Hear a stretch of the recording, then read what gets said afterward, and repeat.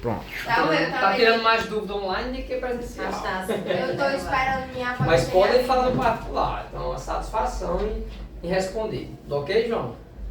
Ok, então. Boa noite, Pai de Cristo, a todos que estão aqui e também aqueles que vão escutar em casa aí. Depois vão até rever a aula. Qualquer dúvida podem falar, certo? Ele vai estar vendo hoje 2 Coríntios capítulo 6, que é a conduta de Paulo em seu ministério. É muito interessante. Todo mundo lembra de Paulo? Lembra de Paulo, aquele homem bem letrado. Porém, a gente vai lembrar um pouquinho de Paulo agora de uma forma diferente. Por quê?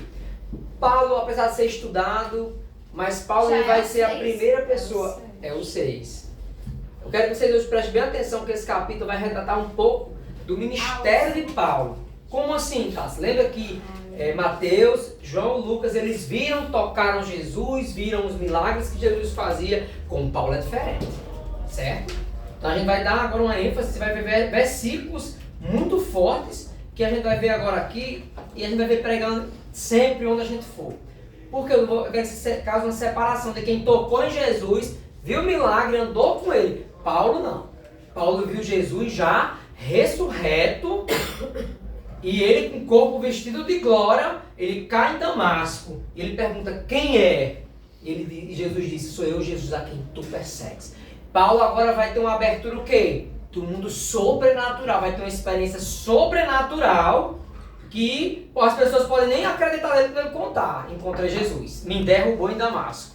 Porém, ele viveu isso. E é o que a gente instiga e instrui a vocês a buscar o Espírito Santo para ter um real encontro e ter as suas experiências com Deus e o seu ministério ser o quê? Ativado. Quando Paulo cai em Damasco, desde aquele dia, um ministério que era de perseguição ao reino de Deus, esse ministério agora ele virou para o lado do bem. Ministério é o quê? Quem é que aprendeu? O que é ministério, Davi? Função. Função. Lembre sempre, você está falando ministério, é uma função. Qual a sua função no reino? Será que você sabe?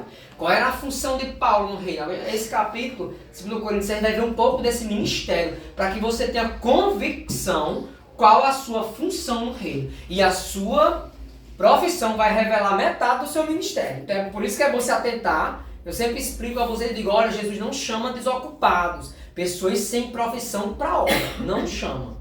É tanto que dos 12 discípulos não teve ninguém que era mendigo, não teve ninguém que estava à beira do caminho, com muitos mendigos que ele curou, salvou, mas não chamou para o ministério, certo? Ele não chamou. Por quê? Deus chama pessoas ocupadas com profissão. E quem não tem, ele chama e dá a profissão. Por isso que é muito comum você ver pessoas entrarem na igreja, não ter nenhuma formação e saírem da igreja com uma formação.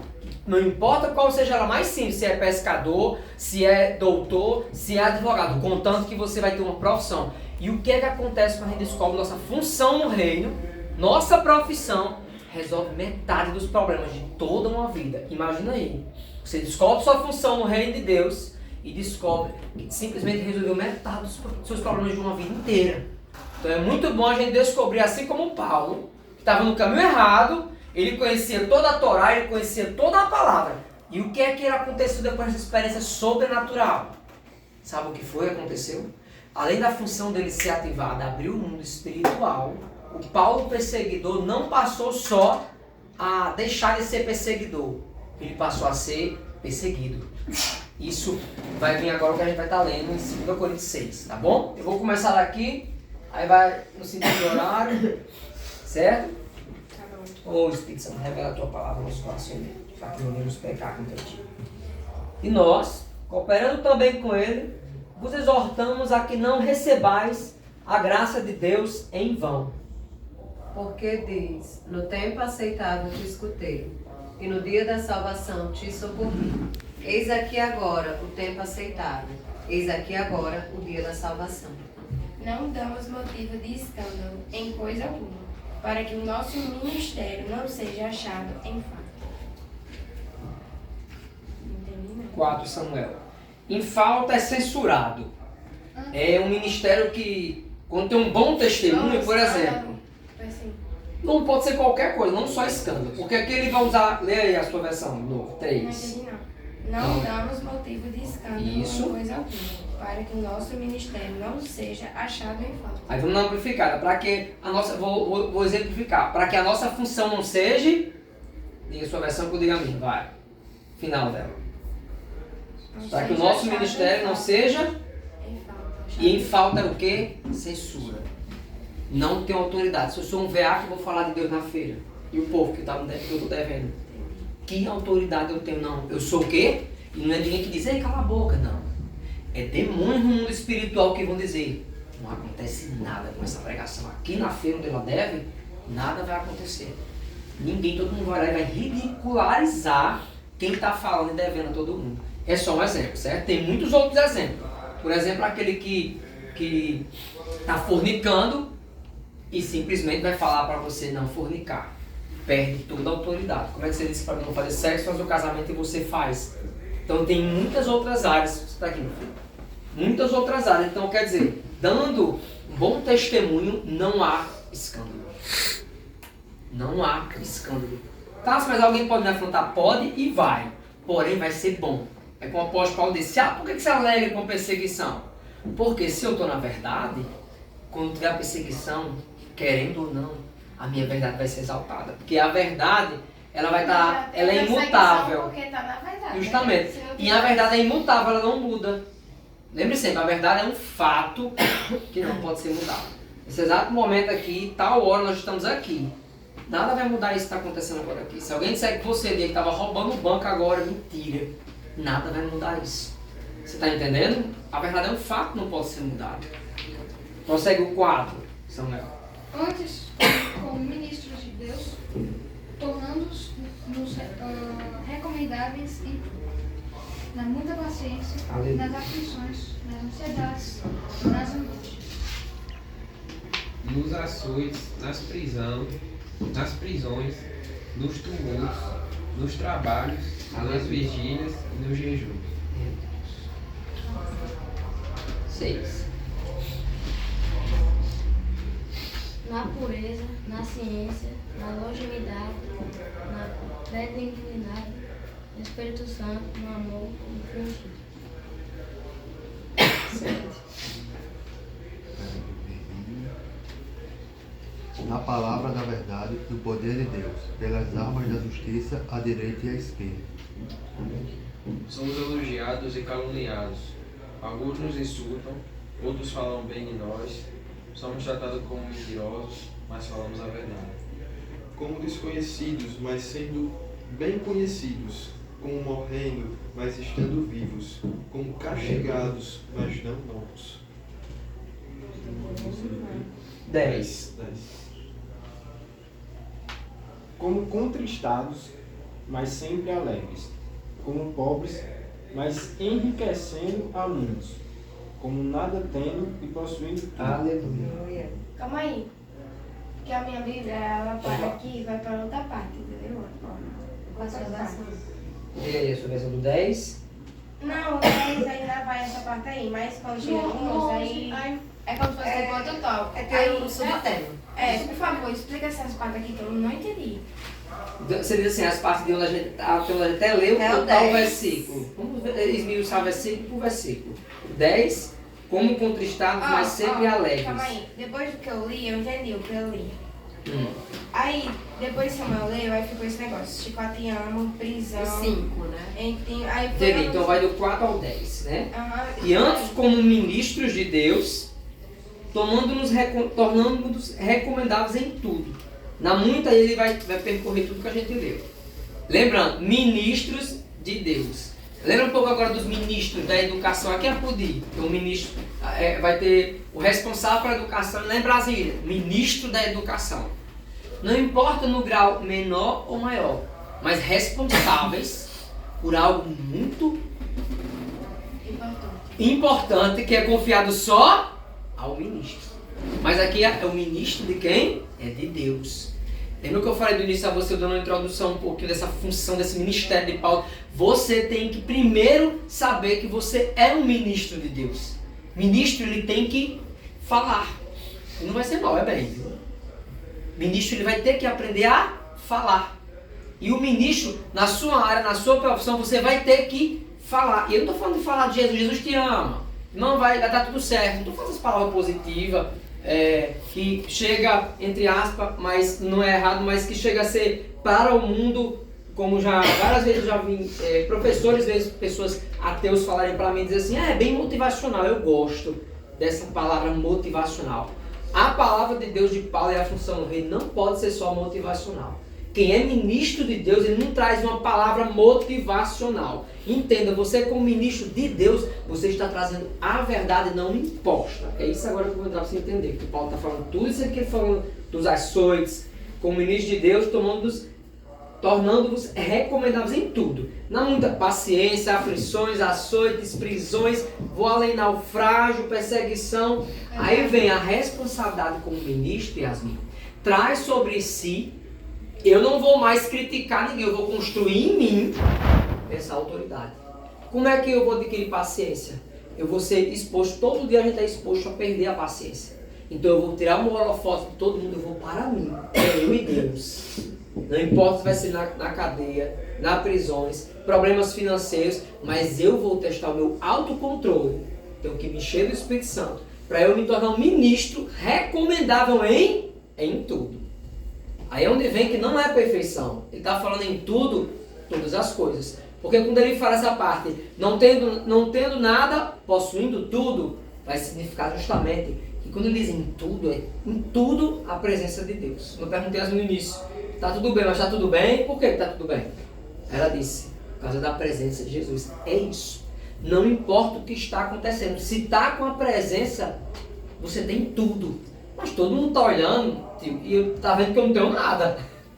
Quem sabe está dizendo assim, mas eu não tenho nada. Não, você tem tudo.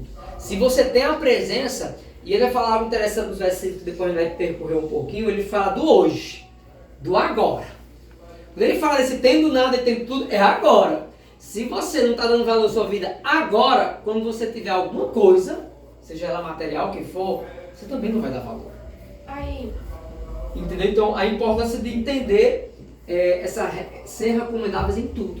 Na aparência, viu? Aí quando ele começa a citar essas coisas, é porque ele está dizendo que ele, por ser ministro e recomendado, ele tem que, vamos dizer assim, se impor em todas as situações. É isso? Isso, ele construiu nele tudo isso. Ele é aquele que foi mordido pela uma cobra. Não, peraí, ele sendo recomendado, ele mesmo triste, ele estava sempre alegre. Isso. Mesmo pobre, ele sempre... A carne, né? Bota separado, né? O corpo, alma e espírito. A carne pode estar triste, mas meu espírito pode estar muito pronto e feliz. Quer dizer, fui açoitado, tá doendo aqui. É por isso que quando ele levou as lapadas e dói, viu? Eu já levei tapa na cara pro evangelho e é ruim, viu? Uma tapa na cara daquelas. Eu acho. E doeu, mas eu vou ser bem sincero. O que eu senti do espírito, mesmo depois com uma tapa na cara, eu não ofereci a outra face a pessoa bater. Mas o que eu senti do Espírito Santo, eu sabendo na consciência do Evangelho, eu verei essa pessoa curada, a família no altar, e eu vi essa pessoa curada, na família no altar. E no momento da tapa eu já sabia que iria acontecer. Porém, minha carne foi ruim. É as duas. Então, peraí. Pronto, aqui ele no 6, por exemplo, ele não cita o ruim. Ele só diz o bom, em impureza, em conhecimento, em paciência, em bondade, no espírito, no amor não fingido. Isso seria mais espiritual ou os dois? Ele tá aqui, quando ele diz em tudo, é no natural e no espiritual. E quando ele diz assim, na pureza, na ciência, é bem interessante que o apóstolo ele vem algo tão racional, é mais do que bonito, é verdadeiro. Observe, não andou com Jesus, não viu Jesus, porém já viu Jesus agora como? Com os olhos flamejantes, uma luz forte demais. E ele cai no chão. Quem é? Fica cego. Então ele tem uma experiência sobrenatural. Ele vê o Jesus que todo mundo viu crucificado na cruz. Ele já vê ele ressurreto. Não é brincadeira o que os cristãos estão falando desse Jesus. Jesus existe. Eu vi ele e eu estou servindo a ele agora. Aí o que eu estou falando isso agora? Porque quando ele fala aqui da pureza, da ciência, Paulo ele faz uma separação do que é conhecimento da Bíblia também, da letra que ele tinha e tem. E ficou depois, perdão. Ele tinha. Ele vai fazer uma separação do que é só conhecimento e o que é sobrenatural revelado pela palavra de Deus. Então ele vai estar unido aqui em tudo, o natural, prudente. O corpo, cuide do seu corpo, só faz algo de Deus com saúde. Como é que ele disse para Timóteo? Ele diz assim, meu amado, é importante também de saúde, a tua alma assim como vai o teu corpo. Para quê? Para fazer a obra de Deus. Então, seu corpo é tempo para o Espírito Santo, cuide dele. Cuide dele, porque quanto mais você cuidar, mais você vai ficar aqui na terra para fazer a obra de Deus. Entendeu, Yasmin? Então ele está aqui, ele está unindo sim, em tudo. No natural e no espiritual. No conhecimento e na ciência, por quê? Porque ele sabe que a ciência se alinha com a palavra de Deus. Até hoje, no mundo inteiro, tudo que é provado cientificamente tem a ver com a Bíblia. Teorias não. Teorias não tem a ver com a Bíblia. O Big Bang não tem a ver com a Bíblia. Por isso que o Big Bang está sendo retirado de muitas escolas no mundo. Porque o morreu e não provou nada. Porque era só uma teoria e continua sendo. Mas as teorias foram provadas. Provada que a Terra foi todo dia coberta por água. A Bíblia fala que houve um dilúvio aqui. E provado que a palavra tem poder agora. Tem pessoas que nem estavam preocupadas em provar a coisa da não. Estavam preocupadas porque pessoas adoeciam tanto no corpo, tinham um câncer, mas tinham uma vida boa. Quando foi lá, eram as palavras. Quer dizer, nosso corpo 70% álcool só levando. Você não presta, você nasceu para sofrer, faz nada direito. Vai cristalizando e as células cancerígenas são ativadas. Você pode ficar doente só de todo dia escutar uma palavra e falar também. Então, é quem fala e é quem recebe. Os dois faz mal. Então, ele aqui está fazendo uma junção, sim, do natural e sobrenatural.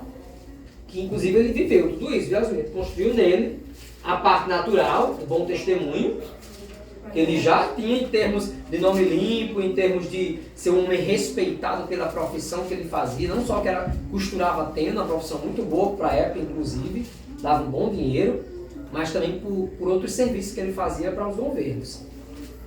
Então ele construiu essa autoridade tanto no natural como no espiritual, depois que se converteu, lógico.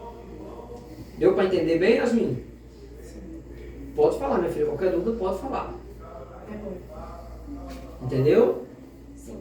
Então eu acho melhor vocês falarem para não ter dúvida dessa função do reino, que aqui a gente vai entender, porque aqui é uma conduta de Paulo, é como é minha postura diante do quê? Do meu ministério, da minha função. Ele está aqui enfatizando bem nesse capítulo a minha postura. Peraí, minha postura como ministro de Deus. Qual é a minha postura quando me afrontam?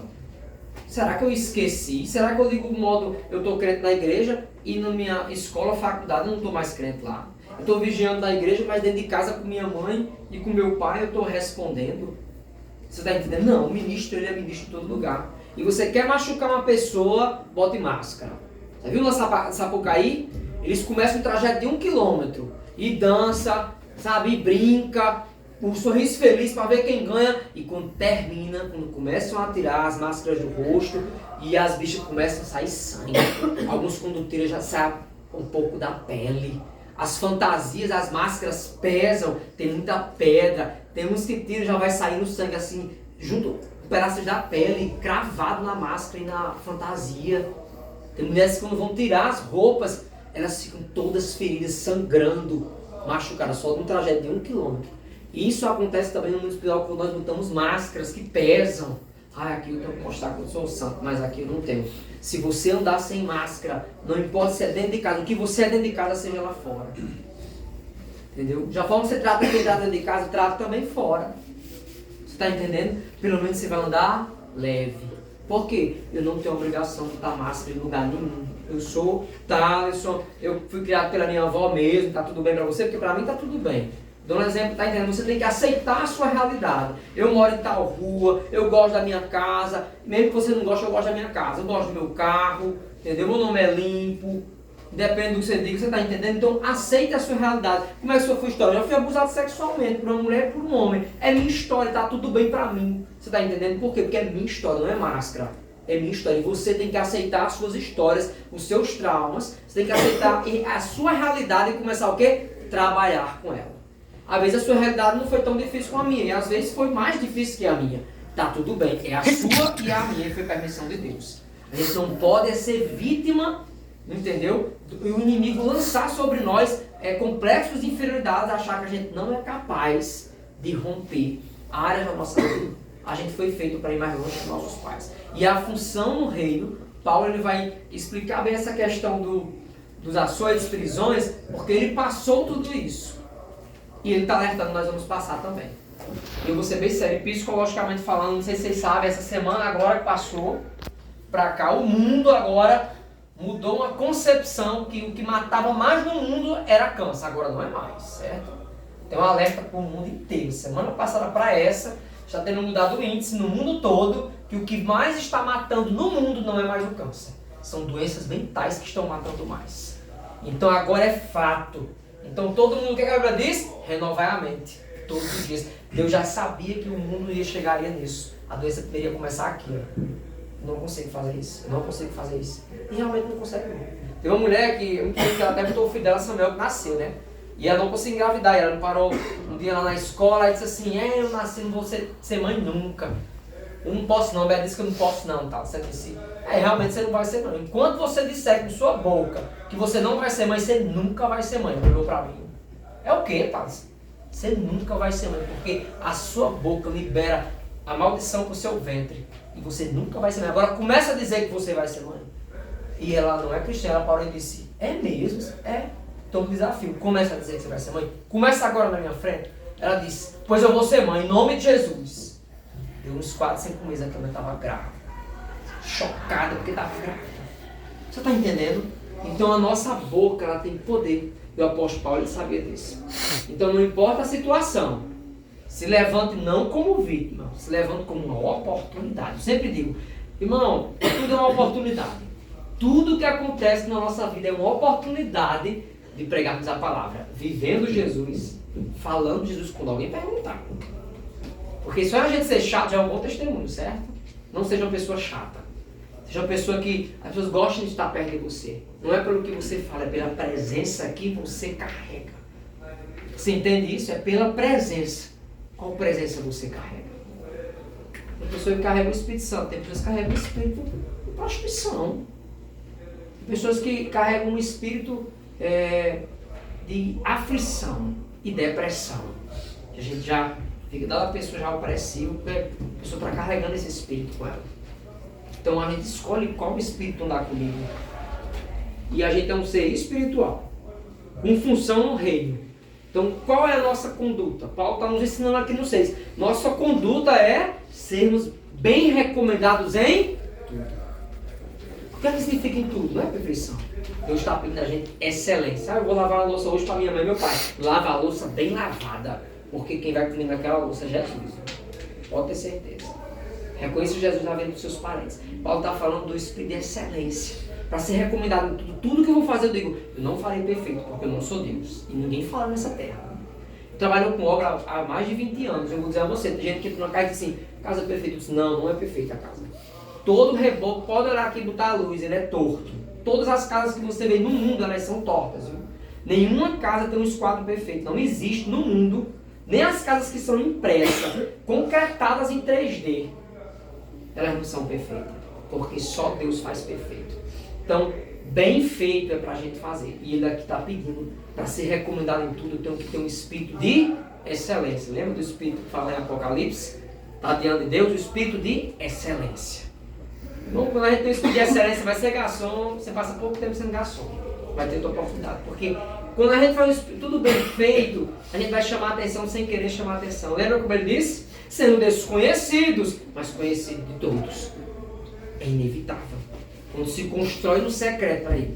Eu chamei fulano, então ele lavou um carro, Diego. Pai, que carro bem lavado. Sabe?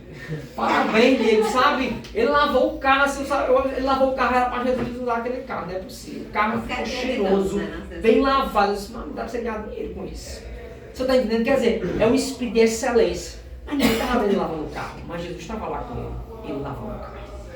Você está entendendo? Então isso é muito importante. Esse espírito de excelência não vai parar você em lugar nenhum. Porque quem tem um espírito de excelência, como Daniel, como José, é uma coisa simples. Ó. Mas homens só me chamaram ali para pintar as pernas de uma mesa.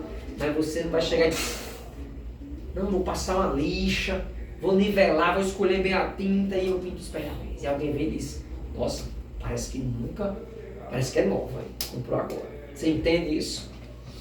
E essas reações vão realmente mostrar para o mundo quem somos. Se somos de Deus ou se estamos fingindo. E quando ele fala o amor não fingido, é porque Deus sabe Não é fácil fingir que ama. É muito fácil. É muito fácil falar te amo. O que a pessoa faz?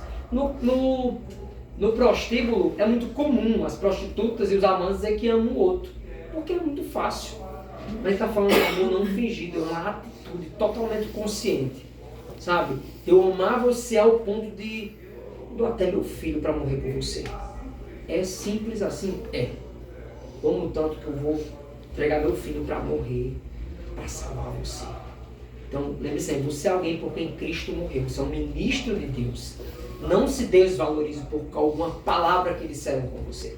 Quando ele fala aqui, como contristados, no 10, como contristados, mas sempre alegres, como pobres, mas enriquecendo a muito, como nada tendo, possuindo tudo. Quando ele fala como contristados, a gente vai ser afrontado a ficar muito triste por diversas situações. Principalmente por uma palavra, por algo, um açoite, no caso dele, açoite também. Além de palavra, ainda tem açoite. Porém, existe algo nesse contristado, quando vem a tristeza, a gente tem a convicção de saber o quê? Quem está me agredindo está falando de mim ou dela? Está revelando quem? Se agora entrar alguém aqui e me der um murro, revela quem é violento? Eu que estou levando um murro ou a pessoa que entrou e me deu um murro? Pois é. Então, o que o outro falar para você revela quem ele é. Não revela quem você é. Você está entendendo? O que o outro critica você não revela quem você é e o que você está fazendo. Revela quem ele é e o que ele está observando. Você observa? Você entende isso? Então, quando ele diz assim, como contristado, mas sempre alegres, aí a gente se alegra com a perseguição religiosa e espiritual. Porque vai sempre existir. Certo? Então a perseguição ela pode ser natural, alguém está com inveja de você, é algo natural, mas depois pode ter aberto uma porta e aquela perseguição, o inimigo pode agir através daquela pessoa para afrontar a minha e a sua vida como um cavalo. Vocês sabiam que pessoas podem ficar possessas de demônio? Possessas, o inimigo entra dentro dela, assume o controle do corpo e a pessoa não lembra nada. Porém, antes disso, o inimigo faz ela de cavalo. Antes de entrar possessa, tem pessoas que passam anos, nunca ficam possessas. Aqui mesmo na igreja. Passam anos crente, mas anos na vida errada. Por quê? Porque está sendo só um cavalo, o inimigo não quer nem entrar. E a intenção nos dias de hoje, o inimigo não quer mais entrar e fazer vergonha ao povo na igreja, não. Não, o inimigo não quer isso. A gente está vivendo uma geração onde o inimigo quer só fazer cavalos. Pode observar que muitos demônios que se manifestam hoje dizem, meus cavalos. Não, eu trabalhei muito para esse cavalo. O próprio demônio, em diversas igrejas, ele abre a boca e chama as pessoas de cavalo. Não, trabalhei muito com esse cavalo, você não é tirado de mim não. Porque ele não quer mais entrar, ele só quer controlar em cima. Faz isso aqui, fala isso aqui. Então é qual espírito a gente tem que carregar? É o Espírito Santo. Porque se não carregarmos ele, carregaremos outros. Não existe meio termo no mundo espiritual, certo? Então por isso que tem dias que a gente cai, a gente volta para a fenda da rocha. Porque na hora que a gente cair, se a gente não voltar para Deus, tem outro acolhendo a gente. É igual quando a gente entrega uma oferta ao Senhor no altar, eu estou entregando uma oferta para Deus. Foi de qualquer jeito. Deus não recebe, mas outro recebe. Então a oferta não vai ficar em vão. Se eu venho para o culto de qualquer jeito, de qualquer forma, e Deus viu que foi de qualquer forma, quando de qualquer forma não é para os outros ver, não é fingimento, amor. Não. Entenda, quando você vem para o culto, eu não estou com vontade, tá? Deus recebe? Recebe. Porque você obrigou a sua casa a vir ao culto. Eu estou com sono. Deus recebe? Recebe. Às vezes muito mais se você vir disposto de, não queria estar aqui. Deus não recebe. Observe bem a questão. É você entregar de forma consciente a sua oferta a Deus racionalmente. Por isso que diz, um culto, um sacrifício vivo. Deus não quer de vocês oferta de carneiros ou animais e salvos. Deus quer de você um sacrifício vivo. Quer dizer, a gente deixando o Espírito Santo comandar o nosso espírito e a gente governa a nossa carne e diz, eu sei que o melhor para mim é escutar a palavra e aprender de Deus. Então eu vou para a igreja. É só um exemplo, entendeu? Isso se aplica a muitas outras áreas. Deu para entender até o 10 aí?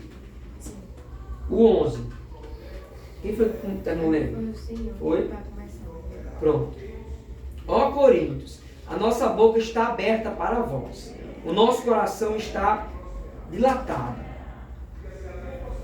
Não estáis estreitados em nós, mas estáis estreitados nos vossos próprios afetos. Em retribuição, falo como a filhos.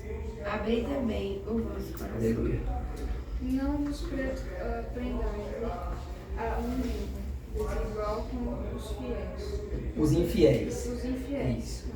Porque que a sociedade tem a justiça com a justiça, ou a justiça com a injustiça, e que comunhão tem a luz com as trevas. E que concórdia há entre Cristo e Belial?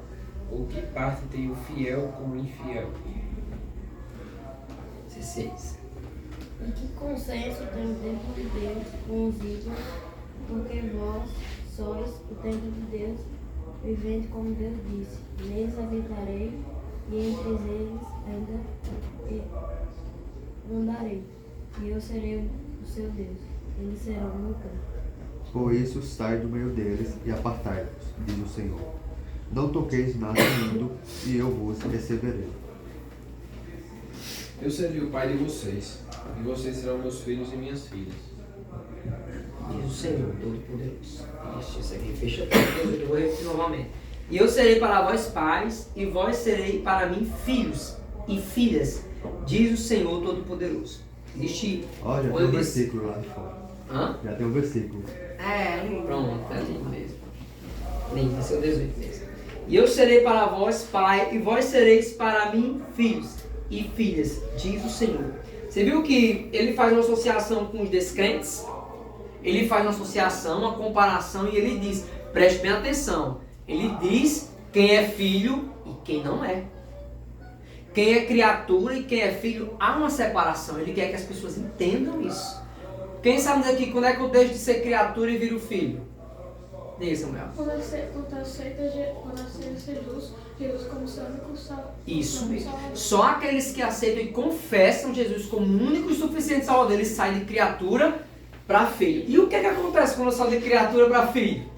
Acontece, não vos prendais em julgo desigual com os infiéis. Me torno fiel através de Jesus, porque Jesus é fiel. Você está entendendo? Então aí quando eu confesso Jesus, eu tenho que começar a lembrar que qualquer causa que acontecer comigo, Jesus vai se apresentar diante de Deus como meu advogado. Então não é pela nossa justiça, que a Bíblia é clara, a justiça do homem não passa de um pano de imundícia. Alguém sabe o que é um pano de imundícia daquela época? Alguém sabe dizer o que é o pano de imundícia? O que é o pano de imundícia, Davi, lembra? Pois diga aí o que é. Era o pano usado como hoje se usa o salvete. Isso. Para conter sangue de mulher menstruada e muitas outras feridas também. Então era pano de imundícia, de algo que sangrava, que tornava a pessoa imunda. Essa é a nossa justiça comparada à justiça de Deus, um pano sujo. Viu? Então assim, é muito sujo. Por isso você vê tanta corrupção. Onde tem o homem ali regendo, há muita corrupção, porque é um pano sujo. A balança do Espírito Santo, observe bem, há um equilíbrio na vida do ser humano, corpo e alma e espírito. Já viu a balança normal? Você já viu as balanças antigas? Sim. A balança de hoje é digital, mas você lembra daquele desenho que tem até na justiça ali. Lembra que são dois lados? Agora você imagine. De um lado, Pai, Filho e Espírito Santo. Do outro, você. Corpo, alma e espírito. Como balancear isso? Não tem como. Eu não posso me equilibrar minha justiça com a justiça de Deus. Ele é superior. Eu não tenho como botar uma balança e dizer, quando eu julgo alguém, eu me boto como Deus. Eu não posso julgar Diego em nada, nem Diego pode me julgar. Porque se eu julgar Diego em alguma coisa, eu estou me fazendo como Deus. É um engano. Deus não se põe em balança com ninguém. Ele é perfeito. Ele é justo. 100% amor e 100% justiça. E quando ele fala, dá essa consciência para eles entenderem que eles agora são filhos e filhas. Quem é filho é tratado diferente, sim, é tratado de quem é criatura. Por que tem casa que a macumba pega no casamento e destrói a família? Porque é criatura. É criatura que ainda está vivendo ali sem conhecer a palavra e está à mercê de muitas outras setas malignas. Vai ter abandono, vai ter estupro. Por que eu fui exposto, minha criança, quando criança, a um abuso? Porque eu estava sob debaixo de maldição do meu pai, do meu avô, entendeu? De julgo que abandona filho, deixa de qualquer jeito, você está entendendo? Por quê? Porque não conhecia uma palavra. E morre em mim que eu conhecia a palavra. E é interessante que a maldição, quando ele faz essa separação aqui, não nos prender ao julgo desigual com os infiéis. Porque sociedade tem que sociedade tem a justiça com a injustiça? Que comunhão tem justiça com injustiça? Nenhuma. A gente tem que começar a entender essa separação. Você é um nazireu de Deus através do sangue de Jesus. Então a santificação é uma separação. Você é sim diferente. E eu costumo dizer em forma de brincando de verdade, não com a verdade, jamais. Eu não sou normal, e nem você. Se acostume que você não é para morar nessa terra. Não se apega ao material, você é do céu. Então com você vai ser sim diferente, com você sim vai ser mais difícil, você vai cair muitas vezes, porém, há uma diferença. O justo cai muitas vezes, mas lembre que no final, só quem vai estar de pé é a gente. E aí sim a gente vai ser recomendado em tudo. No trabalho, vão recomendar a gente. Se a gente nem pedir nada. Na família, vão recomendar a gente para ir fazer uma oração ali. A gente vai começar a entender que aí no instrumento, vão recomendar você que você tem com excelência. Na sua função, nesse reino, onde você tem uma função. Paulo deixa isso bem claro, essa conduta que ele teve, desenvolvendo a função dele depois do encontro com Deus, é a conduta que a gente deve ter. Então a gente tem que estar preparado para tudo isso aqui. E quando ele diz, olha, e que concórdia há entre Cristo e Belial? O que parte tem o fiel com o infiel? Bota aí, Yasmin, Belial, o significado. Lê aí, por favor, Yasmin. A minha versão é diferente. Depois lê aí. Qual versículo? 15. Que harmonia pode haver entre Cristo e o maligno? Ou que união existe entre o crente e o descrente? Pronto. Mas vocês entenderam o que é Belial, né? Belial, Satanás. aí ele fez a questão. Ele tem poder. E ele tem um lado. E ele continua querendo ser Deus. Por isso você vê muitas igrejas e heresias plantando situações para quê? Para receber uma adoração. Então a gente tem que escolher a quem devemos servir todos os dias. Pode falar. Está dizendo aqui que Belial é um termo em hebraico que significa literalmente sem valor, inútil ou perverso. Isso. É isso que eu queria chegar. Diga de novo, sem valor. Aí você vai... Isso, é isso aí, porque eu queria justamente esse significado aí. Sem valor, inútil ou perverso. Observe. Uma Bíblia diz que uma alma vale mais que o mundo inteiro. Mas aí quando a própria pessoa não se dá o valor e não aceita Jesus, porque ela me disse que eu nasci para sofrer. Eu nasci para sofrer. Sem valor. Tudo que aconteceu com meu pai, alcoólatra, também vou. Meu pai abandonou a família, eu também vou abandonar a minha família. Você está entendendo? Eu vou repetir a mesma história. E a pessoa se desvaloriza. Fica como Lúcifer. Perdeu o valor daquele ministro lá do céu, sabe? Que comandava um coral, que era esplêndido assim, beleza, segundo a Bíblia, que chamava até a atenção dos outros anjos. Tamanha era a formosura dele, lá no céu. Mas perdeu o valor. Então, você vai ter que escolher. Você se valoriza como filho de Deus? Pode falar. É por causa que aqui está dizendo a origem do uso do termo, aqui, Novo Testamento. Em 2 Coríntios 6,15, a palavra é utilizada como nome para Satanás. Isso mesmo. Sendo o oposto de Cristo. O oposto de Cristo. Então não há concórdia entre Cristo e Satanás. Então não tem como relativizar situações não só de gêneros, mas a tudo na sua vida. Você vai ter que ter uma postura. Você resolve metade dos seus problemas quando você sabe o que você não quer. O que é que você não quer na sua vida? Você quer ser engenheiro?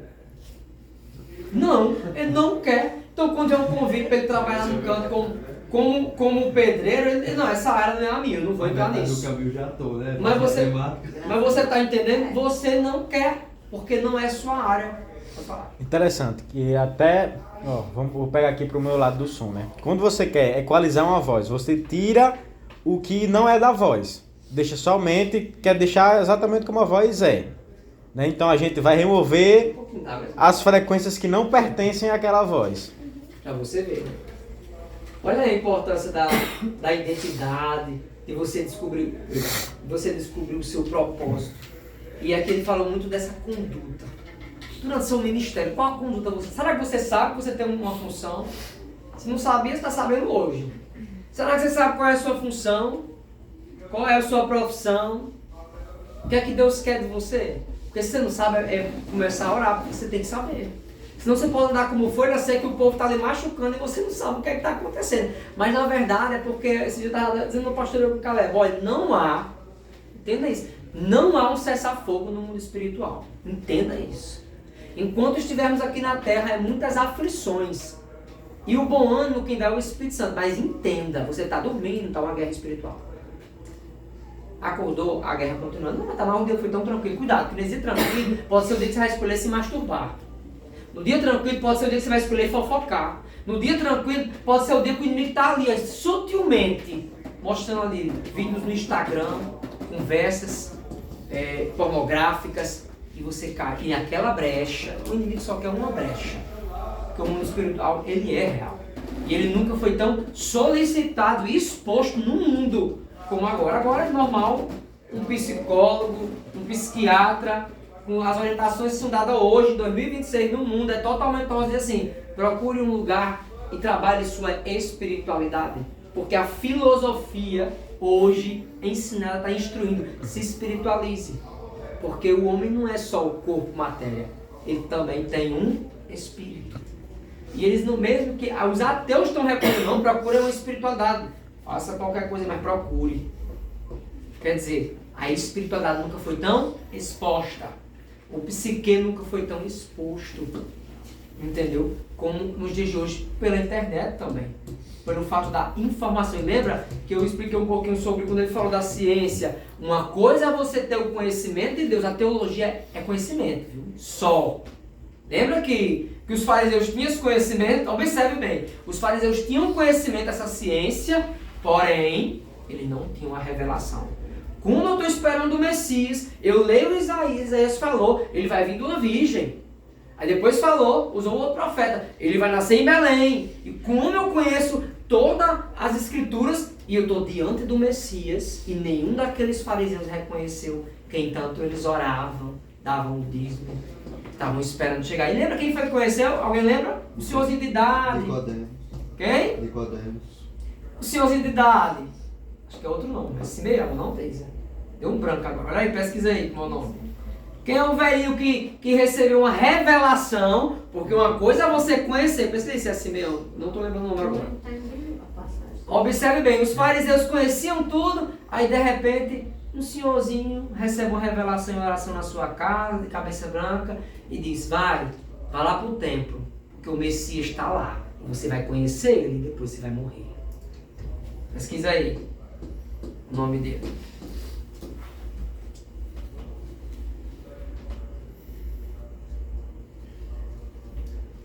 Pesquisa, Yasmin. É Simeão? Simeão, pois eu que era de certo. É Simeão, quer dizer, observe, Simeão era um deles lá. Simeão Pedro. Isso, Simeão Pedro. Observe, por que de tanto só um? Porque só um não só conhecia a Bíblia como um livro histórico. Porque só um não estava só preocupado com a religiosidade de mostrar que é santo. Por que só um, na sua casa, orando, dobrando o joelho, escuta o Espírito Santo, uma revelação do Espírito Santo? Vocês entendem que existe uma diferença de quem prega a ciência da Bíblia, a história da Bíblia, e para quem prega a revelação do Espírito Santo da Bíblia? Então, eu sempre digo, para pregar a palavra tem que ser revelada pelo Espírito Santo. Por isso que eu digo, só prega quem vive. Senão é palavra ao vento, ninguém se converte. Se eu estou pregando algo que eu não vivo, por isso tem coisa que eu digo, eu não prego. Já teve pessoas, olha, com todo respeito, sobre isso eu não posso falar. Porque eu não vivo isso, eu não vou pregar. Tem coisas que não é para me pregar, mas é para ele pregar. Eu não vivi aquilo, é com muito temor. Você entende isso? Aí observe, Simeão Pedro, aí lá vai. Os outros não reconhecem, tantos outros crucificam e ainda mataram. Mas ele não só escutou a voz do Espírito, ele fez o que, segundo a Bíblia? Saiu da sua casinha e é Espírito Santo. Então eu vou conhecer o Messias hoje, porque ele orava a Deus, segundo a Bíblia, ele orava e dizia que queria, antes de morrer, ver o Messias. Mas ele viu o Messias, nem foi adulto.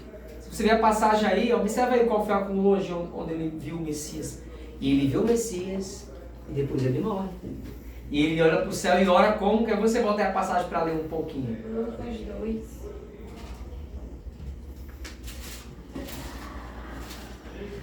Quer dizer, olha a conduta desse homem na função do reino dele.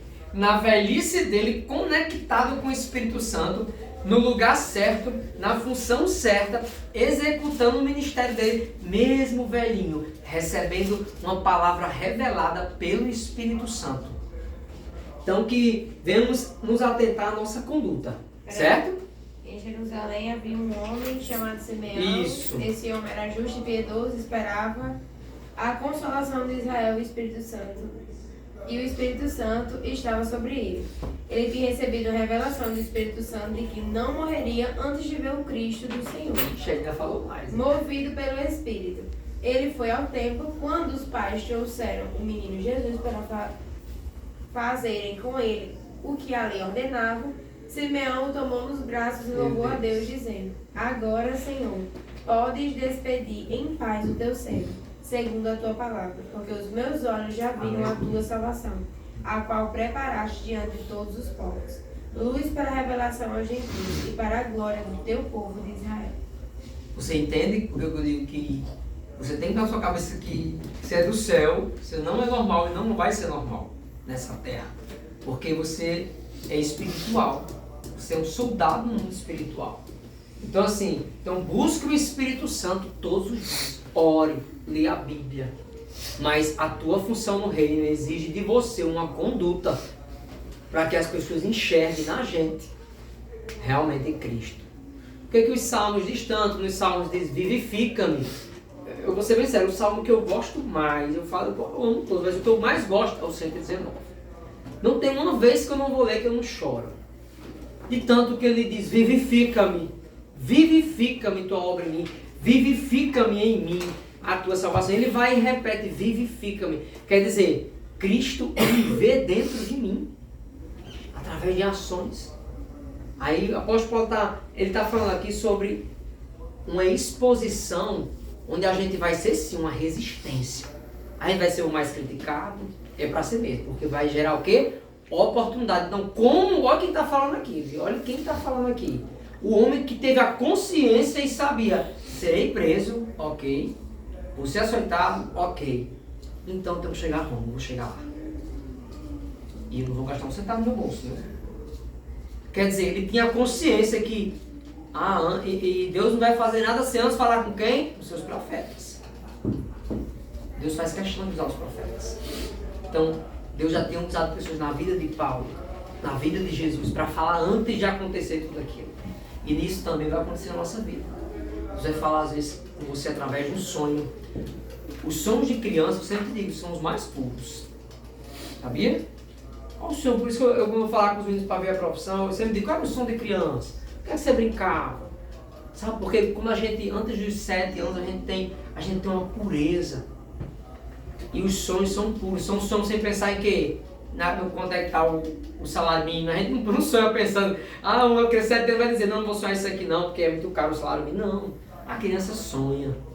Tá entendendo? E ela sonha. Eu sempre digo assim: Deus é o Deus que realiza sonhos.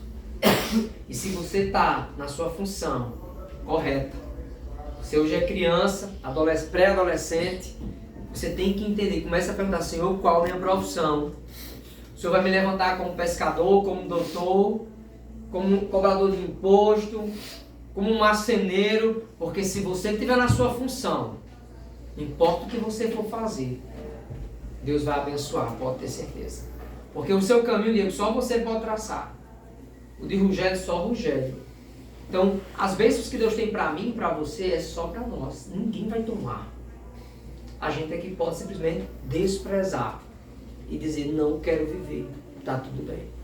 Como Sansão. Sansão era separado. Mas Sansão, ele chegou, foi cumprido tudo que falou sobre ele. Né? Imagina só, um homem derrotava... Eu fico imaginando Sansão pegando 300 raposas, você acredita? O Deus de estratégia. 300 raposas. Botar fogo naquelas plantações. Pegar as 300 raposas, acender tocha no rabo delas e queimar. E soltar elas e elas saem assim. Parecia que tinham sido um ataque ali de não sei quantos mil soldados. Acabando com tudo.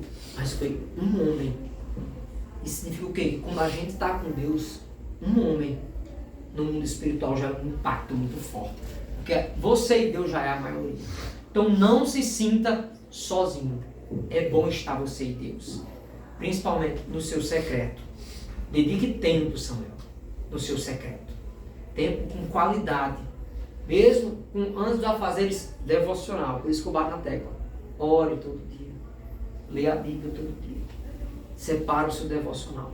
Porque aí sim, você vai aprender as condutas corretas para desenvolver a sua função. Eu digo função porque é mais simples. Seu ministério no corpo de Cristo. Certo? Lembre sempre, você é o quê? Um ministro de Deus. Como a gente leu. Alguma dúvida? Posso ver? Não, com certeza. Quando precisar, pode sair já. Que horas são? Abençoado. 8h48. Glória a Deus. Alguma dúvida da conversa? Eu creo que ela esmiuçou bastante, né? Deu para esmiuçar bem. Tem de tudo já. Hã? Tem de tudo mesmo. Valeu. Não entendi como é. Não, eu entendi. Entendeu tudo, valeu. Que bom, que bom. Que bom. Mas a gente esmiuçou bem. Eu procurei esmiuçar o máximo, sabe? Cada versículo. Às vezes você bota o 18 no grupo. Eu vou botar isso para poder botar, acho que é melhor, né? Pode parar aqui já? Deixa eu só passar aqui algo 17, diz assim: por isso saí do meio deles e apartai-vos, diz o Senhor. Não toqueis nada imundo, e eu vos receberei. Quando ele fala aqui, é algo interessante que, quando a palavra diz imundo na Bíblia, desde o Velho ao Novo, quando você vai estudar o que é imundo naquela época, é interessante, porque você vai dizer, a Bíblia é imunda se tocar no morto. É assim, você vai dizer que se você tocar no morto, é trilhões de bactérias, pode pegar diversas doenças, pode ter bactéria no defunto, e se você tiver acesso, você pode morrer em 3 dias. Tem relações também, certo tipo de alimentos, animais que arrastam pelo chão. Quando você vai, tudo que você estuda na Bíblia que é imundo, por exemplo, a Bíblia orienta que uma casa com mofo, ela está imunda. Tem país que é proibido morar. Nos Estados Unidos, você é expulso da sua casa se você deixar se encher de mofo. Em algumas regiões, você é expulso. Porque causa doenças não só no pulmão, muitas outras. Que podem contaminar pessoas em todo aquele bairro. Tudo que a Bíblia fala em relação ao imundo, ele causa uma separação para nós termos uma boa qualidade de vida. Não só em dormir em um quarto confortável, com janela, não. É porque tudo isso vai acarretar o natural, abre uma porta no mundo espiritual para você andar estressado. Deus está nos ensinando a sermos separados. Nazireu. Sabe o que eu fico imaginando assim? Sansão era separado. Eu fico imaginando Sansão na hora que ele estava cego. Já parou para pensar? O que ele sentiu? Ele cego. Você já parou para pensar? Eu vi uma mulher falando assim, parou para pensar nisso. Minha mãe falava para mim que tinha promessas na minha vida e eu tô aqui cego porque Satanás me enganou, porque não foi Dalila. Eram os espíritos que enganaram Sansão. Se você vai olhar os contextos como leem, Dagon se você olhar o contexto, pode observar que os próprios filisteus, eles diziam o quê quando chamam Sansão para fazer de palhaço? Eles diziam assim, vamos! Quer dizer, eles trazem Sansão, eles dizem assim, vamos, porque o nosso Deus, bom, não tem, Dagon nos deu o nosso inimigo Sansão. Ele podia dizer, vamos que Dalila, não. Eles sabiam que o demônio trabalhou na vida de Sansão, entregou a eles. Ainda fez ele ir para fazer uma festa do Deus deles. Então lembre, não há meio termo, é isso que ele está falando aqui. A nossa conduta no ministério não há meio termo. Escolhe onde dá, porque não existe muro, é uma ilusão. O muro não existe, certo? A própria vida de Sansão, né? Se fosse Sansão por Sansão, ele não tinha matado leão, não tinha juntado raposa, nada. Porque todas as vezes que a manifestação aconteceu, a Bíblia diz, o Espírito Santo se apoderou dele. O Espírito Santo se apoderou dele. Aí acontece, aí ele mata, aí tudo. E tudo que Deus falou se cumpriu, mas porém a gente pode escolher como chegar lá. Eu posso chegar lá cego, como Sansão, e pronto para morrer. Mas também eu posso escolher estar lá como Josué, 85 anos, com vigor de 40 e pronto para receber a terra prometida e saudável para viver tudo aquilo. Então é a gente que escolhe como. Mas se Deus falou na tua vida, tem uma palavra liberada, vai acontecer. Isso é um seguro de vida. Quando tem uma promessa que foi Deus quem falou, é um seguro de vida. E pode ter certeza, antes de Deus usar alguém, Ele sempre vai falar primeiro com você, para testificar o que Ele está falando e mostrar que é Ele que está falando. Vamos lá? Pode encerrar, João.